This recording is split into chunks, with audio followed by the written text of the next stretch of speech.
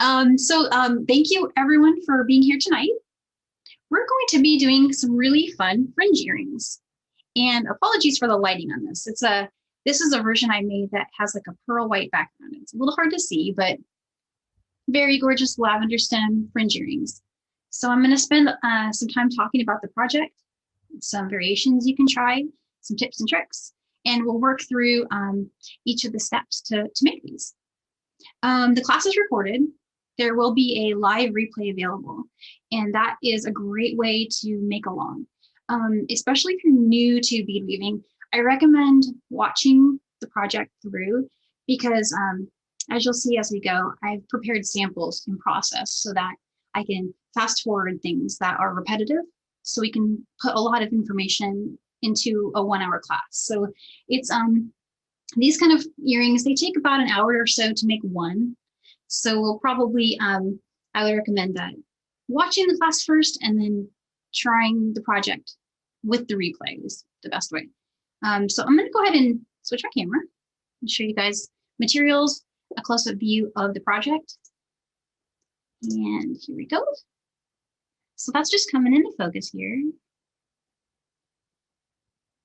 And so what you see here is two things.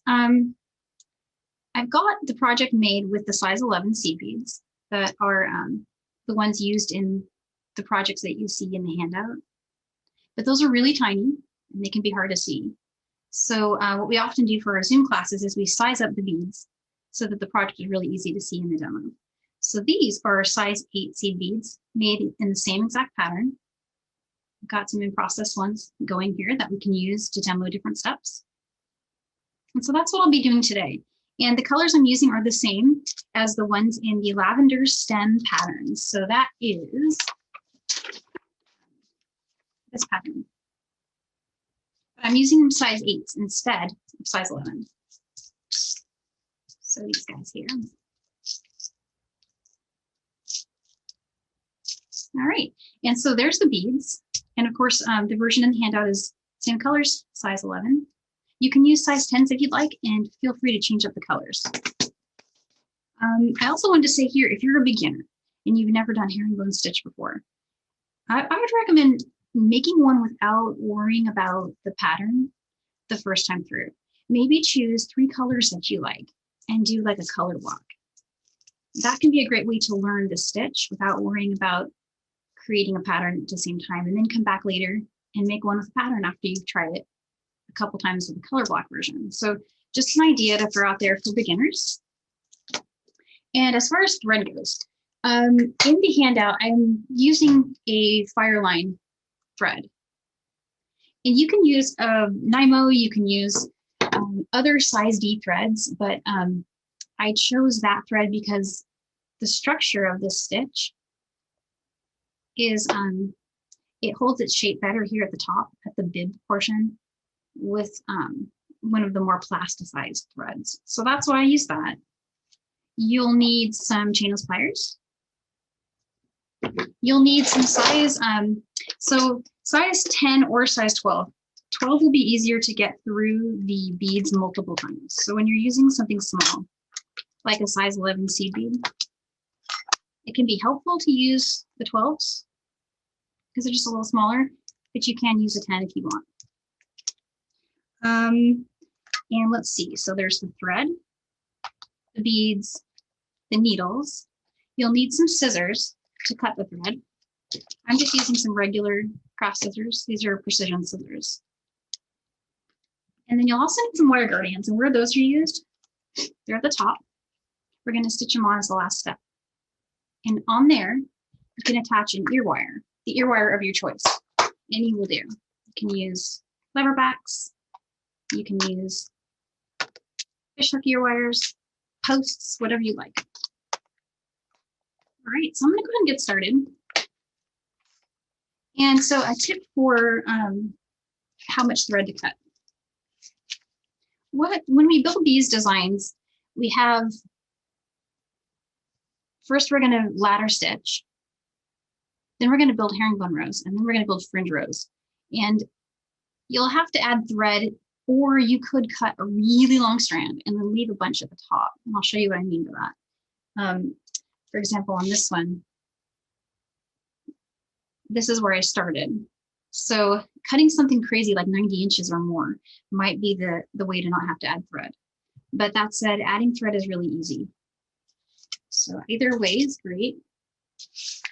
And I believe in the handout, it says to cut about 90 inches. So we're going to be leaving a lot of tail when we get started. So I'm going to go ahead and do that. Just cutting some thread here.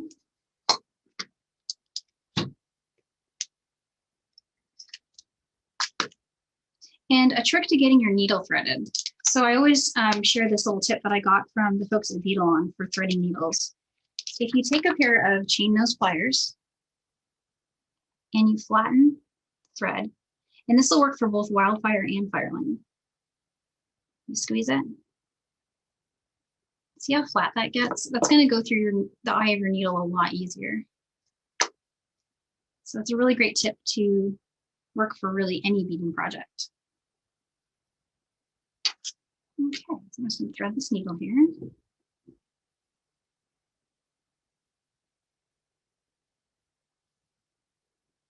And so I've got a lot of thread here, so I'm pulling down quite a lot and folding over. The design is worked on a single strand. So I'm folding over just a little bit. And I'm going to start with my size 8 seed beads. And the first thing we're going to do is create a ladder stitch. And so a little bit about this stitch and why I chose it. Traditional brick stitch designs that you probably see on, you know, your favorite bead weaving sites, those are usually done with a brick stitch top and then the fringe is added. So we're doing a herringbone stitch bib at the top. The reason I like this is because it enables you to do your own pattern just using any old everyday graph paper. With brick stitch, with peyote stitch, you need graph paper that's offset, where each row and bead is offset from the other. But with this design, you can design your entire piece using just some graph paper. And any kind will do. It can just be the kind you get at the market. And so here's my example of what I mean. Just a solid pattern where everything's lined up, just, you know, straight next to each other. All right. And another tip, and I'll show you that when I get to past the ladder stitch, is to mark on the pattern where your tail side is. So I'm going to do that right when we get to the part where we start to build the herringbone rows. Okay, so the first step is to ladder stitch. We're going to ladder stitch 10 stacks of 2. So how that looks. So you pick up 4 seed beads, bring that down, and leave a very long tail. So keep in mind, we've got 90 inches going here. So leave 30 inches or more above here. Bring your needle back through the first 2 beads we added.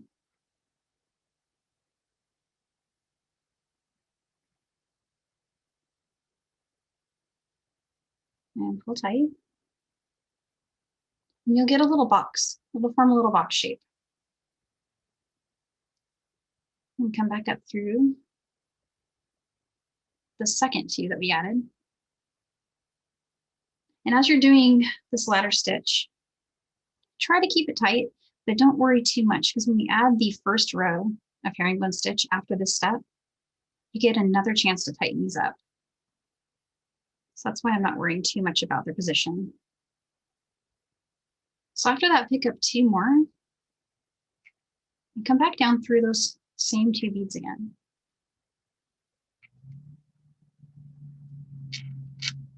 Oops.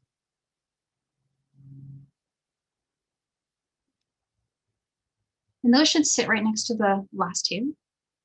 And then come back up through those 2. And we're going to do this 7 more times until we have 10 of these stacks next to each other. So I'll go a little quicker on the next one. Pick up 2 beads. Come up through the last 2 that were added. Form that little square. And then come back down through the next 2.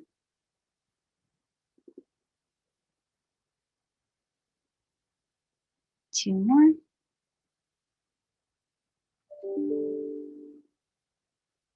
And this ladder stitch that I'm doing here, this is the base stitch for so many designs. I have a feeling you guys have seen me do this before, that it's the staple stitch for so many things. Picking up 2 and just going through the last 2.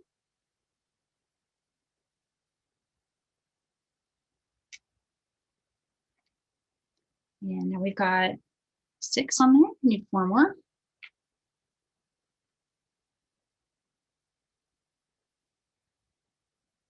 One thing that's really cool about this stitch is as you keep going, you can have, it gets tighter. I noticed those first 4, maybe the first 3 stacks, they're finicky. They're not really staying in position, but now I'm just going and they're, for the most part, staying where I put them. That's true of all bead weaving stitches for some reason. So I've got 8. Let's need 2 more.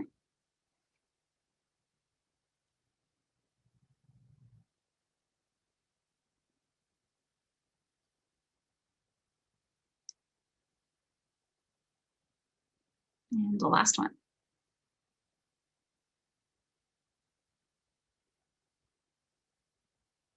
And coming back down through those 2. All right, so there's a ladder stitch section. That's 10 stacks of 2. And now I'm going to bring over the pattern and talk a little bit about following patterns. I have a thread here. This is my tail thread side, right? I'm going to look at my pattern and I'm going to note which side it's on when I start building. So there's my tail. I just drew it on the pattern. That helps me a lot because if I get up, go do something else, come back later, start working, it can help me figure out where I am if I've marked my tail side. You can also figure it out just from looking at the pattern, but this is just a really quick way to take a look. So what we're going to do from here for the next 10 rows, and I'll build probably 3 rows and then switch to a sample that is already there. But so what we've done so far, we've ladder stitched these 10 stacks of 2. So we're done with those first 2. This is just a post-it note. And other things besides a post-it note that will work are like a heavy coaster or something like that. I think when we did the January earrings, I used a coaster. But anything that works for you is great. And so what I'm going to start doing is building this row. And I'm going to use a stitch called a herringbone. And herringbone's where you pick up 2 beads and you'll go down through the beads below and come back up. And I'm going to add 6A, a B, and then 3A. So off camera here, I'm just following this. And this is a good spot to mention. I did get a couple requests for a word chart for this. And I did provide one, and there's one in the chat room. Carmi and Millie are saving it there. But what's tricky about word charts for this kind of design is at one point you're working from, this direction. You're going in a horizontal direction. And then when we switch to adding the fringe, you'll be working in this direction. So let me show you. You'll have worked all the way to this point, and then suddenly you need to build this way, all right? And so the word chart describes that. But it's, for me, I like to follow the picture. That's my style. But the word chart's there for anybody who prefers that style. Okay, so row 1. As you remember, you've got first 2 beads were A. So picking up 2 A's and coming down through, here's where I'm exiting. I'm going to come down through the next 2 here. And I'm going through all the beads on this row. This is my chance to tighten up everything, to tighten up my ladder segment here. And the next 2 beads are also A. So adding those. And so each stitch you add, they bow in together like this a little bit. That's where it gets the herringbone name. And that's the way the stitch looks, and it's really beautiful. So that's the result that I was going for here. Okay, so I've done 4A. I need 2 more.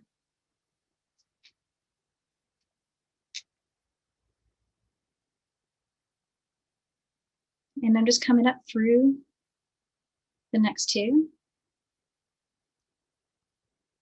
And so now I need a B. I did these. Now I need the B. So what I do on my mat, I've got my A's over here. Then I'll add my B next to it. I put them in order. And I've also seen some really cool like homemade bead mats where they're labeled. Like you just write A, B, C. That can be helpful too. Here's my color C. I'll get that ready. There's also a D, but I won't come across it until later. So I've just put my A, B, and C out. So here's a B. And then my next one after the B is an A. So I'm picking up an A. There's B, an A. Going down through this next guy is here. And coming up. And then two more A.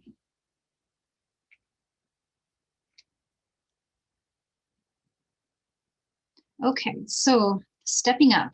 You guys will remember from the class in January, if you took that one with me, how we had an odd count turn. Great news, we do not have any odd count turns. This is even count, super easy. Stepping up is as simple as flipping your work. I'm just coming up through the bead above. So on this first row, I want this to be tighter. So what I did is I just went through the one like that. So that's what my step up looks like. I went through the bead I just added and the one above this one. Maybe pull tight. And there's also my tail thread hanging out here. So this is the tail, just ignore that. And there you go, I'm stepped up, ready to add row 4. And so what I'm gonna do with my pattern is come over here with my Post-it note, cover up the row I just did. And it can also be handy at this point to note where my tail is. So here's my tail side. So I'm gonna flip it over so my tail side matches where I am and work 5, let's see, no, actually coming from that side, I need 1 A and 1 B. So I'm going this way. And so that's the one way to follow a pattern. If you're a word chart person, you can just look at your word chart. And I like to use a Post-it with my word chart as well if I'm going to do that, just to keep track of where I am. So 2 B's are next. And the herringbone stitch, first row I did, I went through all of the ladder segments. Now I'm just going through the last row I added. I'm pulling tight. So you see, I just went through that 1 bead below. I'm going to come up through the next one, like that. And glance over at my pattern. I need a B and then an A.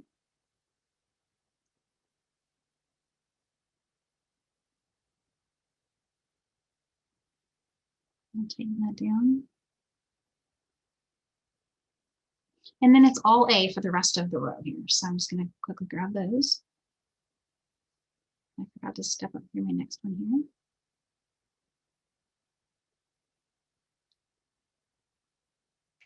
And down.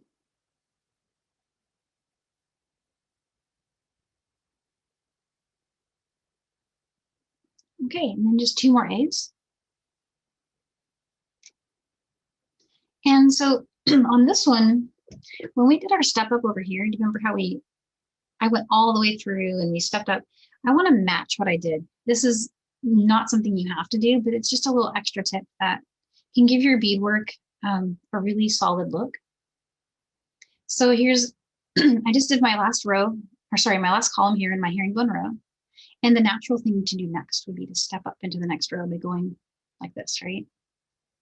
And that would be, you know, the way to get to the next row. But I'm going to do something different just for this row because I want to match what I did over here. And I want to make this bead over here tight. Because right now it's the edge of my ladder stitch, the beads at the top are kind of bowing in. So I'm going to fix that. I'm going to go all the way through these next set. And I'm just going to come back up through those 3 there. So I just went down a little further to do my step up turn so that I can lock that bead at the top in. And see, that just makes it really sharp looking. And it's not something you have to do, but if you like it, that's a little trick that I do with my earrings.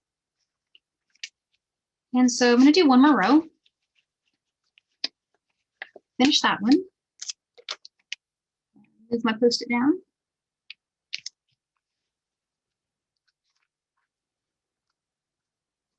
Following my pattern from this side here, this side. So just remembering what side you're on, that's really the only tricky part. And if that's stressful at all, you can just color block it and get a beautiful earring without even worrying about the pattern.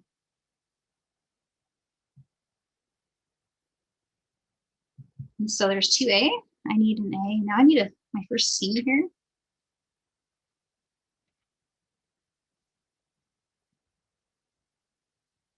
There we go. Next is a B and then a C.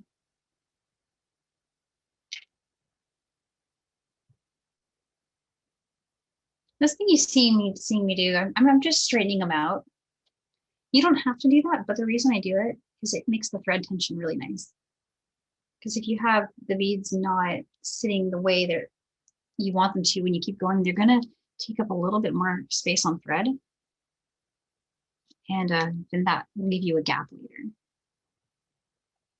So just helping them. See, right now he's using more thread here, but if I help it sit down,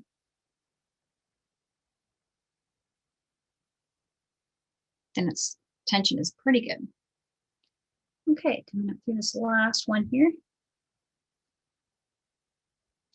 Okay, and then a B and an A.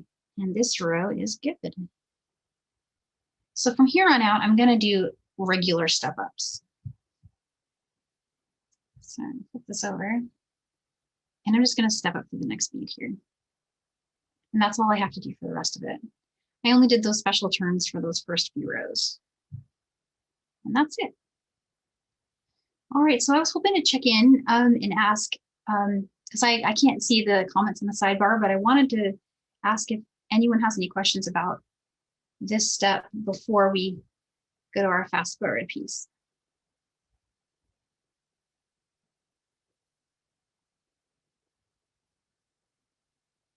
Sounds like everyone's all right. Okay, because we're doing good on time, but I'll go ahead and we'll switch to. Hi, Danielle, it's Carmi. Oh, hey. Sidebar is good. I think everyone's following along or are planning to watch the recording again.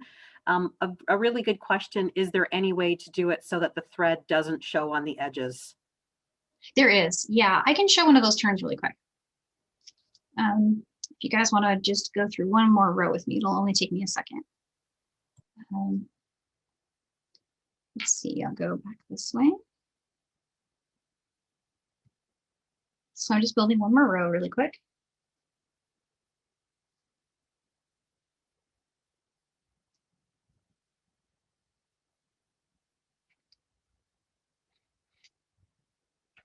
There's that one.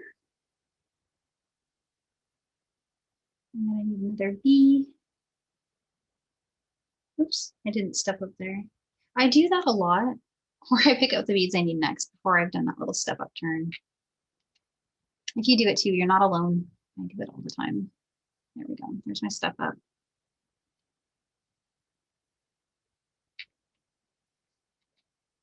This first little section is just one little puff of lavender. It's really abstract, so this is a challenging pattern because it doesn't have predictable placement. It's just doing a bunch of stuff, right? Okay, so you don't want your thread to show on the side. What you can do, there's 2 things. I'll show the easiest one first.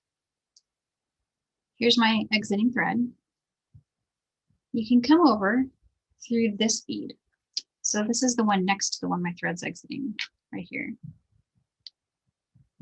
Come up through there. And now switch over and come up through this one. So there's one way. The other way, harder to show, but I can explain it, is when your bead's down here, you can pick up a thread bridge. Do that by, you won't be able to see it, but you'll be able to feel it. When you come up from the work from the back, try to push your needle up. You see how I'm caught in a thread bridge here? I could catch that thread bridge, pull all the way through, and then come back up. And that would do the job too. But yeah, then you'd have nothing on the side here showing. Thank you, Danielle. That's perfect. Okay, so what I've done here is just a quick fast forward. So if I just kept on building this pattern and building it and building it, 10 herringbone rows total, I'd get this. And now it's time to put the fringe on. So I'm going to switch to that. And earlier I used some white thread. I was not, I should have used black thread. But hopefully it's okay a little bit to see it. These take a little bit to build. But so for fringe, now this is that part in the pattern where we need to start looking at our pattern in a different direction. So at this point, we've built all the way to here. Now it's time to start the fringe at this spot.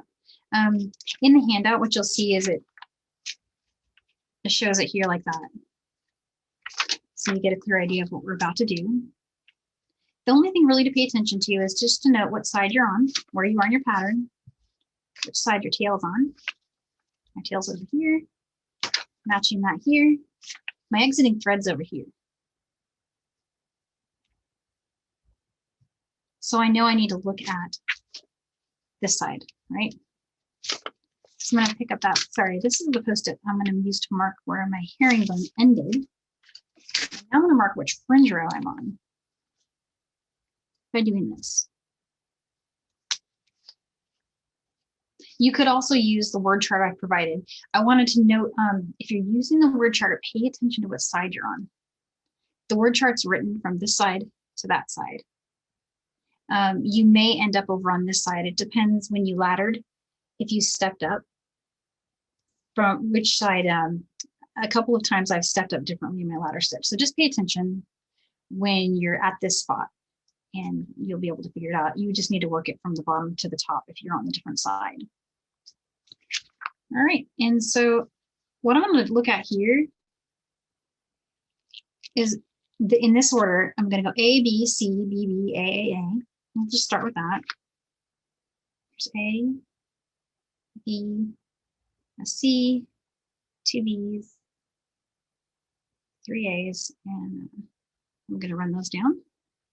If you have a looming needle, I believe they have these at Michael's. I know I've seen them. They are extra long needles. You can grab one of those for this stuff if you like it. I tend to not use it myself just because, I don't know, I don't wield them very well. But I know a lot of people that swear by it. So it's worth trying and see if you like it. So I'm going to pick up a C, 2 B's, and then the rest are these A's. So it looks like I've got about 12 A's.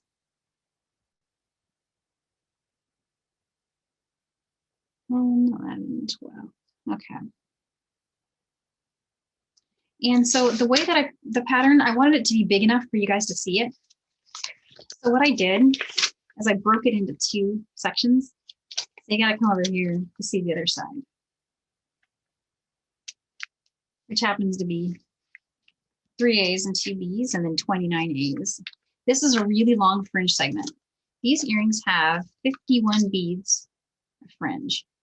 And if you want a shorter pair, if you're thinking, hey, that's just crazy, I don't need 51 beads long, you can just shorten it.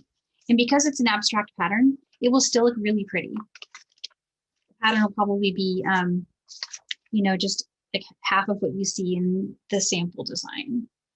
So for example, if I cut it in half and just did 25, I would have that. It still would very obviously look like a lavender puff coming up with stems. It'd be really pretty.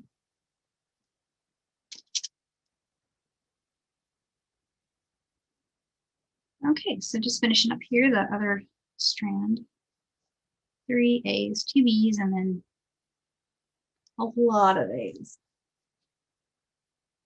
I do it in segments of 10. We never have a really long count like this. I'll pick up, I've got 5 there. There's 10.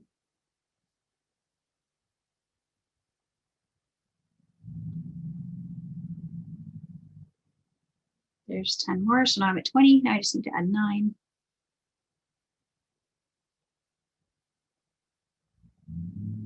Okay, here we go. There's 29. It's a lot of fringe. It's really long with the size 8.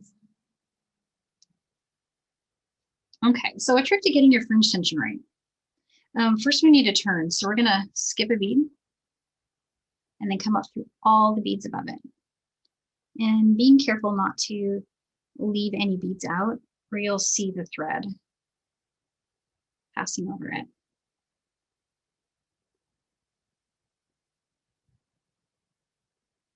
And again, this is where a loom needle might be kind of a neat choice to give a try. I'm not worrying about the tension or the bubbles at this time. Got a thread bubble here. Not worrying about it. Just gonna keep going.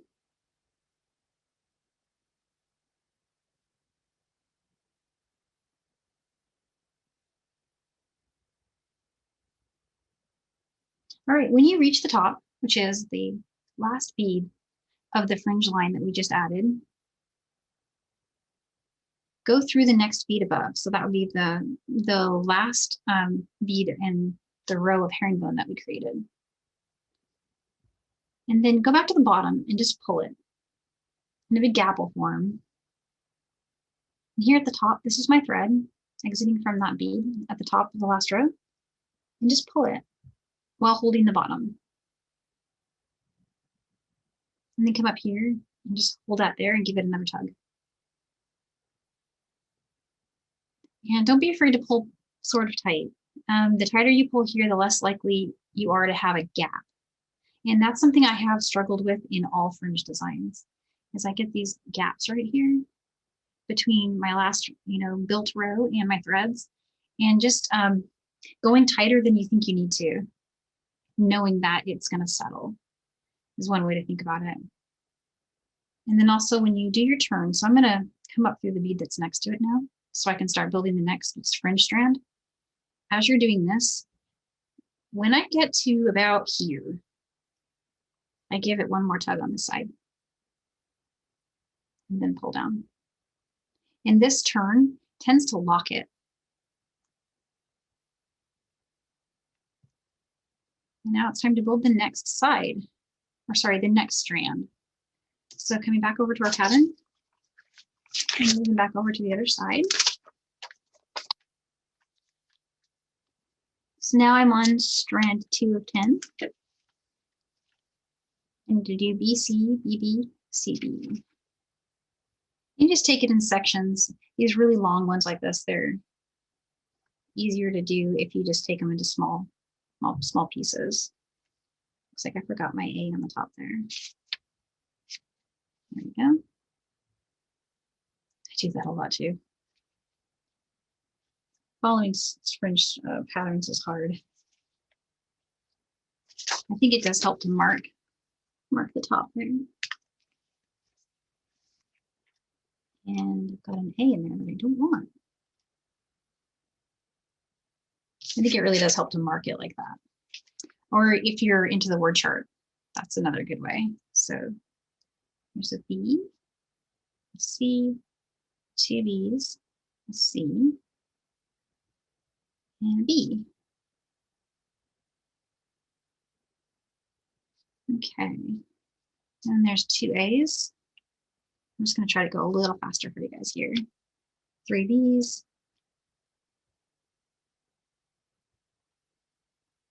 There's 5 A's. 2 B's.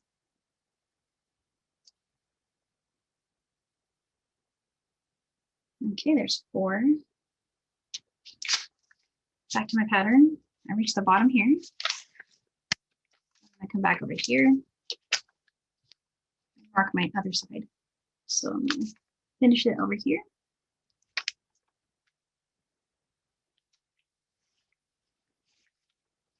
So I need 5 B's and 4 A's.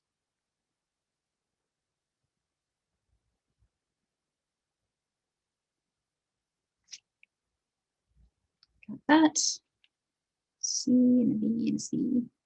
Getting kind of meditative to create these, but I've created them in rooms that weren't calm before and seen the results not come out as I hoped.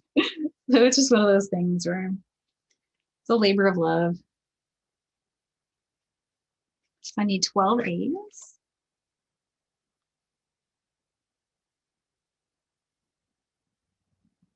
That was 9, 10, 11, 12.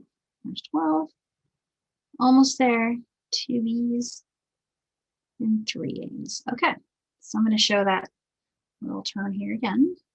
And I also wanted to share another info. It looks like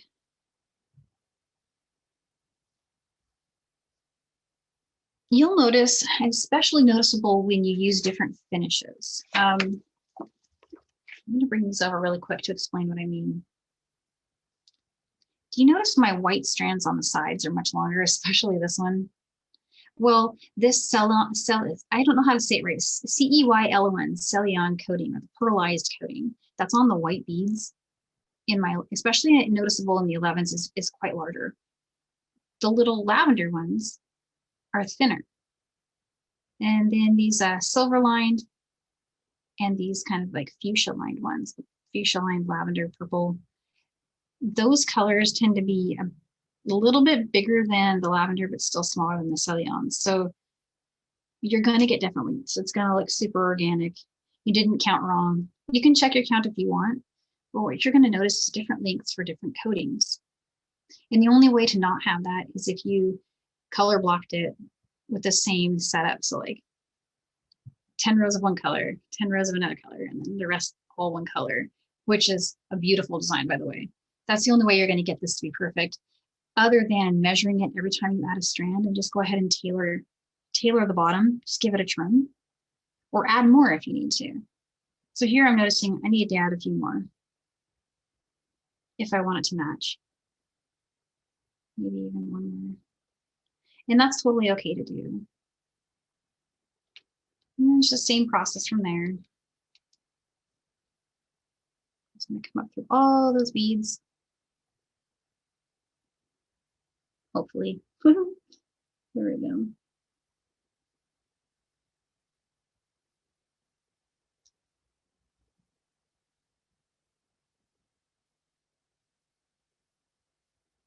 I was thinking I should try a Lumi needle again, but normally my fringe isn't this long. It's because I'm using the size 8s that, I mean, these earrings, if I were to wear these, they would be very, very statement and kind of heavy too. So they're the size 8 beads weigh a little more. Almost there, just kind of climbing up through all these beads here.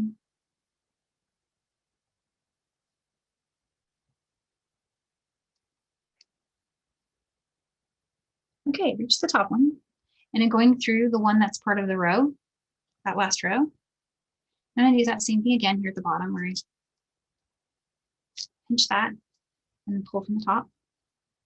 Hold it, pull a little bit more, and then do my turn. All right.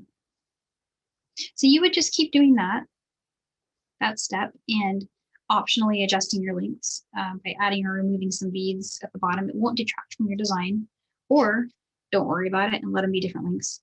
Nobody will notice that either, but you will see that happen a little bit. And so I'm going to switch it to one where I built a head. So I put all the strands on. I've got one strand to go.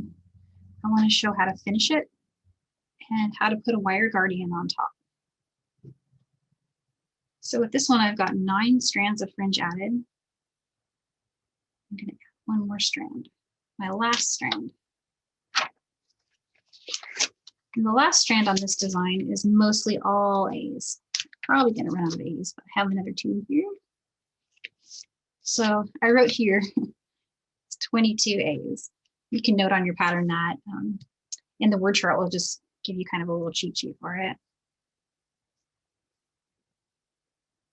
3, 4, 5, 7, 8, 9, 10. Looks like I'm off camera for that. I'll bring that over so you guys can see it. 10 more.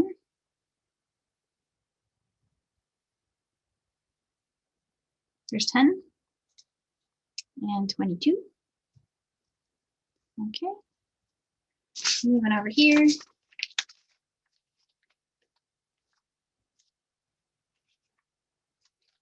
I'm going to do it this way.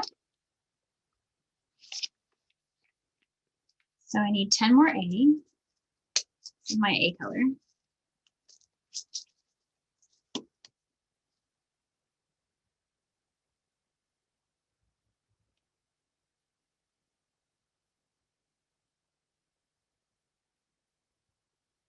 That's so pretty. I love it. I need a B and a C and 2 B's. Yes, even in the 8s, look how much thinner some of these 8s are. And there's 3 of those. There's C, 2 B's. All right, and then I need 9 A's.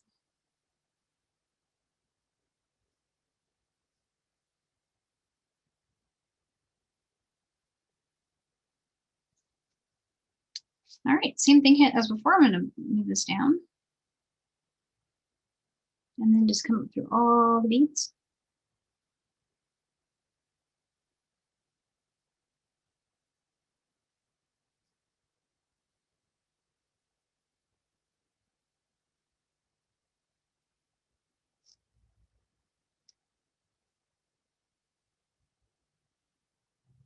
Almost there. Okay, and there's the last one of my fringe, going through the last one in my herringbone row here.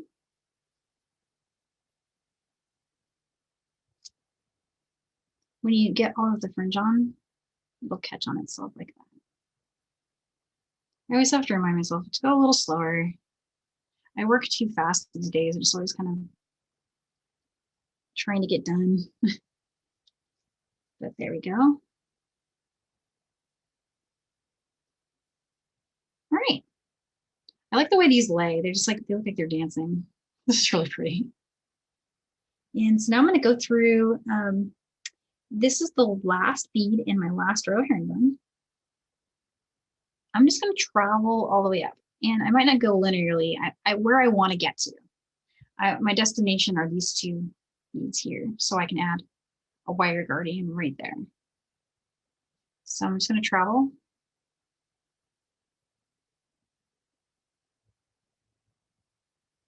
And at some point I'll need to make a turn. And I'll probably try to do that over one of my existing thread laps, but if you're doing the other kind of turn, maybe just go ahead and come all the way up to the top and then just stitch through your ladders. I think I'll do that, and that way you'll have a visual of how to not have thread. But another way to do it would be to do a turn and just weave to the center and come up. This is also, this is a really good spot for fixing anything that when you're done and you're looking at this section, if you see little gaps or anything where your tension wasn't as you'd like it to be, this is a chance to fix it.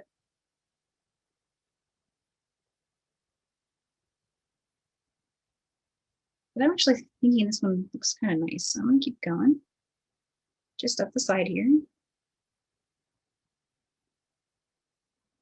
I try to pull it through all in one swoop, but it resists doing that, so I'm just doing what it lets me do.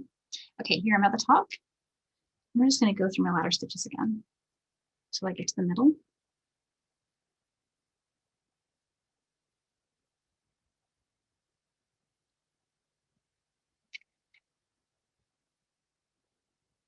All right. So the middle is where you have 4 stacks on each side. So these 2 middles. And then the wire guardians, when you're using the size 11 beads, are a perfect fit for that width. But the beads that I'm currently using, the 8s, my wire guardian is going to be a little small and it's gonna try to sink in, but I think it'll be okay for a demo. There's a wire guardian. Danielle, someone has asked if you don't have a wire guardian, can you use a jump ring here? You could. I would actually, instead of jump ring though, what I would do is I would just make a little loop, because you never want to throw a jump ring directly on your thread, especially, well, okay, unless it's a closed jump ring, meaning one that's been soldered shut, that would be totally great. But if you just did a little loop like that, put your ear wire on that, that is prettier than a jump ring. So I'm glad that answers Bella's question. Oh, awesome. Yeah, Bella, if you do this, this will also be better when you add your ear wire, because if you did a jump ring, it's going to spin on you. And so your earring may not stay front facing when you put your ear wire on, or you might have to use 2 jump rings. But this way, just directly ear wire. Yeah, you got it. But if you're using that wire guardians, if you like using those, I'm going to expand mine so it fits my dimensions of my 8s. Just a little bit there. You won't have to do that with the 11s, or if you're using 10s. Also, it'll be perfect for those. But for the 8s, you'll have to get a little bigger. And that looks like it fits pretty good. I'm gonna come down to the side. So we're gonna reinforce this 3 times. There's 1. And then it's really easy, come up through the next one here. It's the one that it's sitting on top of the first side. When you're coming through the wire guardian, this is 2 places where I'm really happy to be using a 12. It gets really tight to the wire guardian. Also be careful that if you start pushing through it and it really doesn't want to go, there's a possibility you've pierced your thread. The needle will resist that a lot. The thread will resist it, I should say. The thread's actually what's causing the problem. So if you're pulling and it's just not going, go ahead and take the needle back out and try going through that circle there again and see if that helps. And it usually works for me if I do that. You can kind of feel when you've hit something too, when you're going through it. And if it's still tight, you can always do this other trick with the warning that on occasion a seed bead might break. But because my resistance point is actually here in my wire guardian, I feel less worried about breaking a bead by using the pliers if I have to. But so that's what you do. You just weave through it. And these earrings, so these are 8s. They're going to be pretty heavy, but these little 11s, they're super light. And I didn't get any gaps. I went through 2 or 3 times, I think, on these guys. They were fine. And I think they're strong. So yeah, go through it 3 times if you can, twice if it's giving you a hard time, and then just weave in. So I'm going to show weaving in really quick. Weaving in herringbone stitch when you have like a bib like this is super easy. So you just come along. And this is yet another opportunity to fix any little gaps in your stitching that you want to, but it's just following your thread path. Maybe changing direction where you can.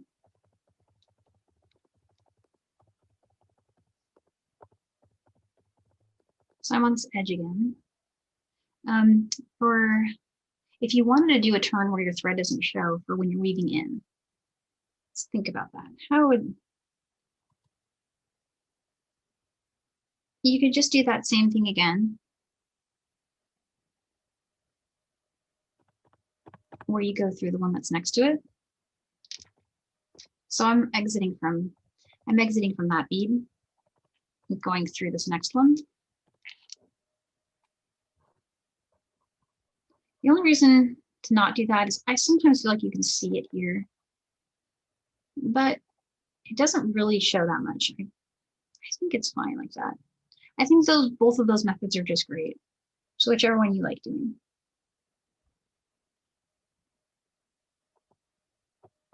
And there we go.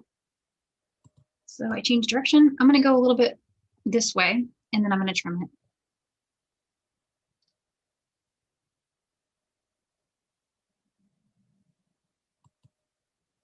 And this is one big earring.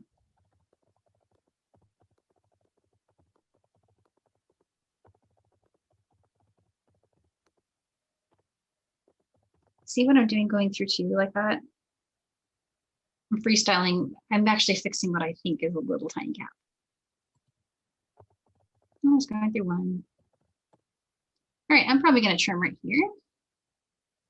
So to trim your thread, I know a lot of folks out there use burners. That's great. Totally use your burner. If you have scissors and you'd rather use those, put some tension on your thread by pulling up on it while pushing down with the scissors. And then when you cut it, they'll move in the work. The tail will move inside the work a little better. And there you go. There's your earring.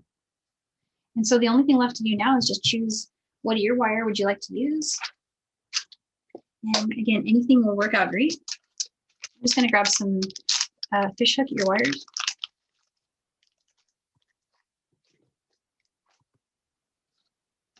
And get some chain and pliers.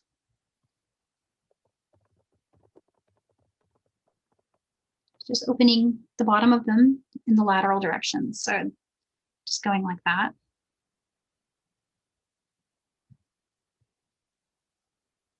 Putting it on the wire guardian and then closing it. Tighten it up a little bit. And that earring is, if you make this a size 8, it's 5 inches long. That was my next question for you, Danielle. How long are the original earrings with the 11O beads? They'll vary. Everyone's calling them, they're calling them shoulder dusters. Shoulder dusters, yes, they are. They're 3.5, give or take some millimeters there for variation. But yeah, about 3.5-ish. Looks like I'm getting more like, yeah. Danielle, I have two quick questions for you. Sure. Could you remind people why at the beginning you had a long tail? What did you do with that tail? Oh yes, sorry, because I skipped to a sample that was already done. So at some point when I was making all of my fringe, I ran out of thread. So over here when I was making this one, it happened for me with the 90 inches. I started running out at about fringe number 6. So I made it about this far and then I was out. So I finished up that strand. I wove it in just like we did before. And then I brought my tail down from the top, weaved it to exit from the point where my next strand needed to start, and used that big long tail to finish these last 4. And then that came up the side and finished this. Thank you, Danielle. And the last question is, why is there a bit of a curve with the herringbone stitch? Oh, so the way that the stitch is built? The reason it does that is because when you're building this stitch, I guess it's just the way they sit. It show building it a little better. I'm finding my needle really quick. I hid it from myself. Here it is. Okay. So the reason they do that is when I pick up, see, watch what happens when I pick these 2 up. And bring them down to the next one.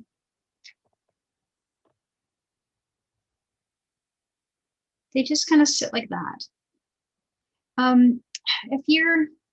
If you're looking at like a brick stitch design, your first row is going to do that too. And then you straighten it out by coming back through. But the beauty of this stitch is the way, I don't know really why it does that. It's just the structure of the way the beads sit when you pull it through. And that's the herringbone. That's the beauty of this stitch. It's just another look you can achieve. And some people really like it. If you don't like it, there's also, we did a version in July of last year with brick stitch, and that was a really pretty one too. So this is just another Another way to create something, why I like it so much is because it's graph paper friendly. And I can also take, this is another really cool idea, but if you really like looming, if you're into loom designs, which I had a phase where I was obsessed with looming. I took my loom patterns and turned them into earrings. And that's basically what I did. So this other earring pattern here, that's in the handout, I just included that for anyone who really likes it. This was a loom bracelet that I had made. And I thought, well, hey, it could be this a really great earring. And you could even make matching bracelet with the loom and the earring with a stitch. You could square stitch this too, and it would be great. Last question, Danielle. When you made the first ladder stitch, would you ever have considered adding the wire guardian at that time, or do you always prefer to add it last? You totally could. I think the only reason I didn't is I was saving my tail to help me with my fringe later. But you could totally add your wire guardian there. That would be fine. And as you've seen the weaving in, that's exactly how you add thread. So it's easy to add thread later. I feel like that would be totally fine to do. Well, I think the sidebar has been great tonight. We have lots of our regulars and some new people. So Danielle, thank you. You're right on time to be able to have a goodbye with everyone. Oh my gosh, I actually landed the time today. Some of these projects, you guys were like, oh, we're gonna make it. We're gonna make it. So let's see. Next week. Oh my gosh, I am blanking on what we're doing next week. Oh my gosh. It's going to jump out at me. Well, I definitely have this one. It's the Tulip Chain. That's right. Sorry, guys. There's so many projects going on right now. Plus, I'm looking ahead of June right now. So it's like, where am I? This is the Tulip Chain that we're going to do next week. And this is a super easy, super fun, very versatile design. And the reason I like it is because it has a potential to become other things. I made it as a bracelet because that's the kind of length that I think is easier to teach. But picture it as like a choker. How cool is that? Or you could, and this is something I really want to do, I want to stitch it onto suede, like, a band of suede, and like stitch it on there and then put some riveting for finishing it. So there's a lot of cool stuff. And another friend of mine was like, hey, you could stitch that on the bodice of a dress for a little girl. And that was really, really cool. So there's that. And then the next one is the Superduo Sunburst. So this is another Superduo project. I love Superduos, so you're going to see a lot of those from me. But this one is a really fast design. The chain that I'm showing here is an adaptation. There's another way you can make it with just regular, like, store-bought chain. That's a little faster to make. But this one will be really fun. You'll need some crystals, some Superduos, and seed beads. And then the week after that, the 26th, that is a spring break. And then we come back with the Stash Buster necklaces, which are those, use any beads you want, use any seed beads you want, super long, layerable, really cool design. So that's what's coming up next. And then I just want to say thank you to everybody for being here tonight. And I had fun. And I hope to see you next Friday. Bye, guys.